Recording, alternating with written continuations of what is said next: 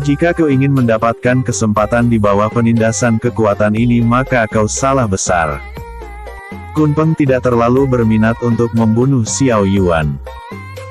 Xiao Yuan mengangguk dan cukup senang, dia tidak tahu seberapa kuat itu binatang suci namun jika dia bisa merasakan tekanan jiwa yang kuat maka hal ini akan membantu perkembangan kekuatan jiwanya. Kunpeng membuka mulutnya dan Xiao Yuan merasakan daya tarik yang sangat kuat, jiwa Xiao Yuan diseret keluar dengan paksa dan Kunpeng membawanya masuk ke dalam batu bintang. Avatar jiwa Xiao Yuan melayang di kehampaan dan sekitarnya terlihat sangat gelap. Ngung. Xiao Yuan merasakan aura yang luar biasa mengerikan dan sepasang mata mulai terlihat menatapnya dengan aura yang mengerikan. Avatar jiwanya mulai bergetar dengan hebat dan kekuatan ini sangat tidak masuk akal. Saat ini dia merasa bahwa dirinya dapat dibunuh oleh sosok ini hanya dengan tatapan matanya. Klang. Klang. Bunyi rantai mulai terdengar nyaring di telinga Xiao Yuan dan sebuah ikan dengan keempat sayap terikat oleh rantai yang kuat. Namun hembusan nafasnya terasa sangat menakutkan dan jiwa Xiao Yuan mulai merasakan guncangan. Kunpeng memiliki tubuh merah yang membara dan matanya sangat tajam, dia tersenyum dan menunjukkan taringnya yang sangat tajam. Ada apa? Bahkan tuan ini tidak mengeluarkan kekuatan jiwa sedikitpun, bahkan dengan hawa keberadaan tuan ini saja kau sudah kesusahan untuk berdiri. Jadi ingatlah baik-baik. Binatang suci legendaris adalah makhluk yang sudah berada di luar pemahaman kalian, hanya sedikit orang yang mampu melawan kami dan untuk menghancurkan dunia ini bukanlah hal yang sulit bagi kami. Kunpeng berkata dengan percaya diri. Xiao Yuan sama sekali tidak merespon perkataan Kunpeng dan terlihat tidak peduli, apa itu binatang suci dan dirinya sama sekali tidak peduli. Selama ada kemauan maka bukanlah hal yang mustahil untuk berdiri di atas mereka. Api hitam kekosongan muncul di dahinya dan Kunpeng sangat terkejut dengan keberadaan mengerikan ini. Nak, tahan api itu. Jangan sampai lepas kendali. Kita tidak memiliki keluhan apapun dan tarik kembali hal berbahaya itu. Kata Kunpeng dengan panik. Kunpeng adalah salah satu binatang suci legendaris dan tidak mungkin baginya untuk tidak tahu api hitam ini. Karena dia terlahir dari kekacauan itu sendiri dan sudah hidup sejak awal pembentukan dunia. Api hitam ini mengandung aura kekacauan yang sangat murni. Bahkan tidak ada satupun orang yang berani menyentuhnya. Bahkan para binatang suci legendaris mencoba untuk membuat api hitam ini tunduk, namun tidak ada satupun dari mereka yang bisa dan berakhir dengan kematian. Ki kekacauan sangat berbahaya dan dalam sejarah hanya satu orang yang dapat melakukannya, namun keberadaan orang itu sudah menghilang dan sosoknya dikenal memiliki tubuh kekacauan murni. Namun sekarang pria muda yang ada di depannya saat ini dapat menundukkan api hitam, walaupun dia tidak bisa mengontrolnya dengan baik namun itu merupakan sebuah pencapaian besar yang tidak mampu dilakukan oleh para binatang suci legendaris. Xiao Yuan masih tidak merespon perkataan Kunpeng dan terlihat sangat fokus dengan mengendalikan api hitam kekosongan. Kunpeng yang mengetahui hal ini menjadi sedikit khawatir. Jika api itu meledak di sini maka mereka berdua akan mati bersama dengan cara yang konyol. Nak, aku akan mengeluarkan semuanya, jika kau mati jangan salahkan aku. Kunpeng terlihat sangat cemas. Boom. Aura Kunpeng meledak dengan gila dan rantai yang mengikatnya mulai bergetar hebat, tekanan binatang suci terasa sangat mengerikan dan jiwa Xiao Yuan mendapatkan guncangan yang besar. Akar spiritual miliknya mulai berdengung dan perlahan menjadi lebih kuat. Xiao Yuan memutar teknik siklus kekacauan dan api hitam kekosongan perlahan mulai melemah dan Xiao Yuan dapat menstabilkannya. Avatar jiwanya terdorong kembali dan keluar dari dalam batu bintang. Xiao Yuan membuka matanya dan rasa sakit yang hebat mulai terasa di kepalanya. Xiao Yuan memuntahkan darah dari mulutnya dan wajahnya terlihat sangat pucat berlutut di tanah. Kunpeng terlihat sangat marah dan hampir saja dia menderita kerugian karena kebodohan Xiao Yuan. Bocah sialan. Kau hampir membuatku mati, jika kau tidak bisa mengendalikannya tepat waktu maka kau akan menghancurkan semuanya bersama dengan dirimu. Kata Kunpeng dengan kesal. Hehehe. Terima kasih untukmu, berkatmu aku bisa mengendalikannya sedikit sekarang. Karena aku berhasil menahan kekuatanmu. Berarti kau harus patuh padaku mulai sekarang. Xiao Yuan berkata dengan santai. Kapan aku pernah mengatakan hal seperti aku akan menjadi bawahanmu? Kunpeng terlihat jijik dengan hal ini. Sejak awal dia memang tidak pernah mengatakan akan menjadi bawahan Xiao Yuan, jadi dia memiliki hak untuk menolaknya. Xiao Yuan sendiri terlihat sangat kesal dan menghela nafas dengan panjang. Lupakan dulu masalah ini. Sekarang aku ingin bertanya, mengapa kau bisa memiliki api hitam ini dan mengendalikannya? Kunpeng terlihat sangat penasaran. Xiao Yuan mengangkat bahunya dan berkata, iya. Aku tidak sengaja menemukannya di pinggir jalan dan memungutnya, apakah ada masalah dengan hal itu? Sialan. Apa kau pikir aku ini sinting? Bahkan jika itu berada di pinggir jalan, tidak akan memakan waktu lama sampai dunia ini hancur di bawah api hitam ini. Karena kau tidak ingin memberitahu maka aku tidak akan memaksanya, tapi harus kau tahu bahwa jika kau tidak mampu mengendalikannya maka lebih baik buang jauh-jauh. Jika api hitam itu keluar maka hanya akan ada kehancuran yang akan dibawanya. Kunpeng berkata dengan sungguh-sungguh. Episode sebelumnya. Bab 85 Kunpeng. Episode berikutnya. Bab 87 Perjanjian. Terpopuler. Belum awal dunia terbentuk. Jadi dia sangat mengerti tentang harta-harta kekacauan yang luar biasa jauh melebihi pemahaman Xiao Yuan. Xiao Yuan sendiri tidak berani meragukan perkataan dari Kunpeng mengingat kekuatan yang ditunjukkan dari hawa keberadaannya saja sudah mengerikan. Sepertinya apa yang dikatakan bahwa Kunpeng adalah binatang suci legendaris bukanlah sekedar kebohongan. Namun untuk bekerja sama dengannya adalah sesuatu yang berbeda. Jika sosoknya yang mengerikan itu bebas maka Kunpeng mungkin bisa saja menghancurkan dunia ini dan Xiao Yuan tidak menginginkan itu terjadi. Sekarang kita lupakan terlebih dahulu masalah ini, aku akan mengajarimu bagaimana caranya untuk menjadi kuat. Namun kau juga harus membantuku memulihkan kekuatan dan keluar dari batu bintang ini. Kunpeng memberikan Xiao Yuan penawaran. Siapa yang menginginkannya? Dengan kekuatanmu yang mengerikan itu siapa yang ingin melepasmu? Aku masih memiliki keluarga yang aku sayangi dan mungkin saja kau akan mengamuk setelah terbebas. Xiao Yuan berkata dengan jujur. Hahaha. Di mana keberanianmu yang sebelumnya? Tuan ini tidak akan mengamuk di tempat kecil ini dan untuk apa menindas semut kecil? Dulu tuan ini sangat mudah marah dan tidak sengaja bertarung dengan Kaisar Bintang, namun dengan kekuatan besar tuan ini dia bahkan tidak bisa mengalahkanku. Satu-satunya cara adalah dengan menyegel tuan ini dengan kemampuan ilahinya. Kunpeng melanjutkan, tuan ini sekarang sudah sadar dengan posisinya. Tapi jika diberi kesempatan tuan ini akan sangat tertarik untuk bertarung dengan para kaisar dan memberitahu mereka bahwa binatang suci adalah yang terkuat. Kunpeng sama sekali tidak berbohong kepada Xiao Yuan, sebagai singa dia tidak akan menganggap beberapa semut sebagai mangsa ataupun ancaman. Dirinya jauh lebih tertarik untuk bertarung dengan binatang suci legendaris lainnya atau menantang salah satu kaisar. Baginya dunia ini terlalu buruk dan menemukan bakat seperti Xiao Yuan adalah keberuntungan besar.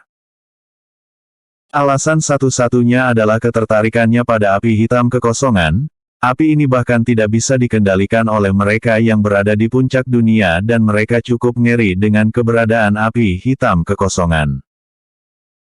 Walaupun api hitam kekosongan belum berada di puncak kekuatannya dan merupakan pecahan fragmen dari yang asli, namun kekuatannya sama sekali tidak bisa dianggap sepele.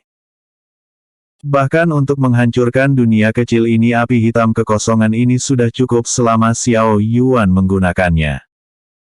Kekuatan yang tidak bisa dimiliki siapapun dan sekarang berada di tubuh Xiao Yuan. Selama dia mendapatkan mentor yang baik, maka dapat dipastikan kalau Xiao Yuan akan menjadi kaisar berikutnya. Namun Kunpeng sudah merasakan keanehan di dalam tubuh Xiao Yuan ketika melihat petir emas dan hal ini berhubungan dengan salah satu kaisar kuno. Keuntungan apa yang aku dapatkan darimu? Aku bisa saja mempertimbangkan untuk membantumu, tapi aku menginginkan kepastian bahwa kau tidak akan membawa semua orang dalam kehancuran. Xiao Yuan berkata dengan jujur. Bocah yang keras kepala.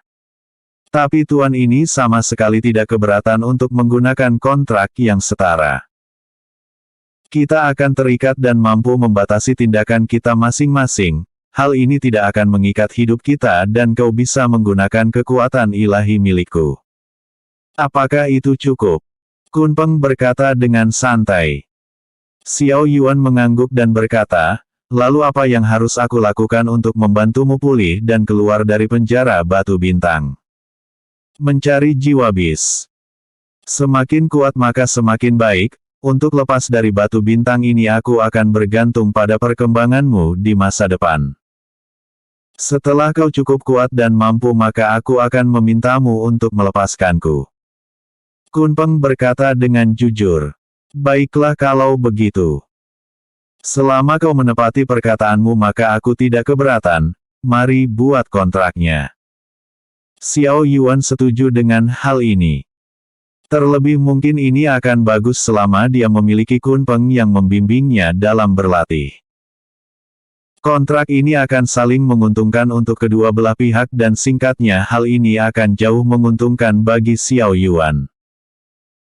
Kunpeng tersenyum puas dan berkata, panggil aku Tuan Bing mulai sekarang, untuk manusia sepertimu mengetahui namaku adalah sebuah rahmat yang besar. Batu bintang mulai berdengung dan sebuah sinar merah keluar dari dalam batu bintang. Sinar merah itu masuk ke dalam tubuh Xiao Yuan dan perlahan panas mulai dirasakan punggungnya.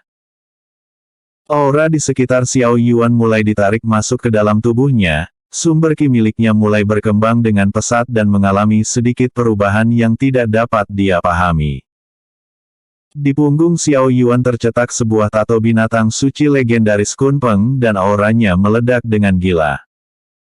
Dalam sekali gerakan Xiao Yuan menerobos tingkat langit lapisan kedua dan kekuatan jiwa tumbuh lebih kuat. Akar spiritual di tubuhnya menyerap aura dengan gila dan Kunpeng sekarang mulai mengerti setelah melihat akar spiritual emas di tubuh Xiao Yuan. Xiao Yuan ini sebenarnya memiliki warisan besar dari salah satu kaisar kuno yang dikenal sebagai Kaisar Perang. Kaisar Perang ini cukup terkenal pada masanya dan kemampuannya bahkan sangat mengerikan. Dalam pertarungannya dia menguasai segala jenis senjata dan memanfaatkan potensi maksimalnya. Selama dia masuk dalam medan perang yang penuh dengan kematian maka Kaisar Perang tidak akan pernah terkalahkan. Karena itulah banyak sekali orang yang menginginkan metodenya, bahkan pada saat kematiannya. Kaisar Perang harus berakhir dengan melawan keempat kaisar lainnya dan bahkan itu semua tidak cukup untuk membunuhnya. Episode sebelumnya. Bab 86 Pembawa Kehancuran. Episode berikutnya. Bab 88 Kekuatan Ilahi. Sosok Kunpeng muncul di dalam laut kesadaran Xiao Yuan dan melihat sekitarnya. Dia cukup terkejut dengan betapa hebatnya Xiao Yuan. Laut kesadaran ilahi miliknya sepenuhnya bermutasi dan terdapat banyak hal yang luar biasa disimpannya. Petir emas di atas langit terlihat sangat menakutkan dan Kunpeng tidak terlalu paham dengan petir emas ini. Jiwa burung hijau dan pedang dewa petir juga tidak kalah hebat. Namun itu hanya sebatas di dunia ini dan bagi Kunpeng hal ini sama sekali tidak berarti apapun.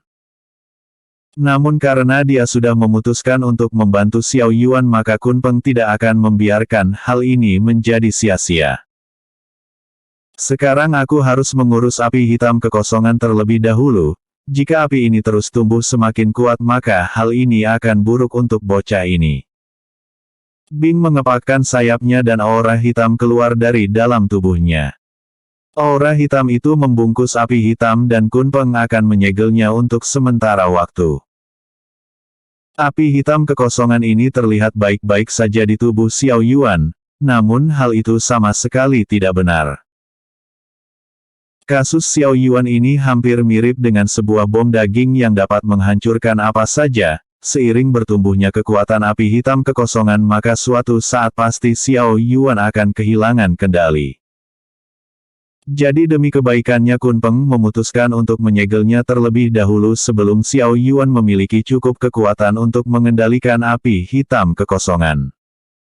Kunpeng keluar dari dalam laut kesadaran ilahi Xiao Yuan dan berkata, "Sudah beres." Xiao Yuan menghela nafas dan melihat perubahan pada tubuhnya. Apa yang dikatakan Kunpeng tentang kemampuan ilahi miliknya itu sama sekali bukanlah kebohongan. Xiao Yuan dapat menyerap aura dalam jumlah yang besar dan membuat peningkatan besar pada kekuatannya. Ini hampir mirip dengan teknik yang digunakan Dan King sewaktu melawannya pada saat di arena. Namun hal ini jauh lebih baik karena tidak memiliki efek samping apapun. Xiao Yuan merasakan aliran kekuatan yang sangat murni dan bahkan dia cukup percaya diri untuk bertarung dengan ahli tingkat penciptaan lapisan kedua. Hehehe. Sepertinya kau sangat puas dengan hal ini, ketahuilah itu masih dalam bentuk pertama dan belum seberapa. Jika kau bisa mengembangkannya lebih jauh maka bertarung dengan ahli yang berada di atasmu bukanlah hal yang mustahil. Bing terlihat sangat bangga dengan kekuatan miliknya. Lalu bagaimana cara agar aku bisa menyempurnakan teknik ini? Xiao Yuan terlihat sangat bersemangat. Tidak perlu terburu-buru. Kekuatanmu masih lemah dan pada saatnya tiba maka aku sendiri yang akan membimbingmu. Fokus untukmu saat ini adalah berlatih dengan baik. Bing berkata dengan jujur. Xiao Yuan mengangguk dan berkata, "Aku mengerti. Aku merasa bahwa koneksi terhadap api hitam kekosongan telah terputus. Apa yang sebenarnya sudah kau lakukan? Sederhana. Belum saatnya bagimu untuk menggunakannya. Bertemu denganku adalah sebuah keberuntungan besar bagimu, singkatnya selama kau tidak bisa mengimbangi perkembangan api hitam itu. Kau hanya sebuah balon air yang kapanpun bisa meledak karena tidak mampu menahan jumlah airnya yang terus bertambah." Bing berkata dengan jujur. Xiao Yuan juga sangat setuju dengan pendapat Bing tentang hal ini. Lagi pula dia jauh lebih tahu dan berwawasan luas. Lalu apa yang harus aku lakukan selanjutnya? Terlebih kau menginginkan jiwa bis sedangkan aku tidak tahu harus berbuat apa. Xiao Yuan berkata dengan jujur. Kalian terlalu kuno. Setiap makhluk hidup pasti memiliki jiwa tidak terkecuali dirimu. Bahkan jika mereka mati jiwa mereka akan tetap masih ada untuk beberapa waktu sampai menghilang sepenuhnya. Tubuh hanyalah sebuah wadah dan jiwa itu adalah inti. Jika intimu hancur maka pada saat itulah kau bisa dikatakan benar-benar mati. Namun jika wadahmu hancur dan intimu masih selamat, maka kau hanya perlu mencari wadah baru dan dapat menjalani hidup. Bing sedikit mengajarkan pemahaman kekuatan jiwa kepada Xiao Yuan. Bing tersenyum dan berkata, "Sekarang apa yang perlu kau lakukan adalah membawa batu bintang ke dalam liontin emas itu.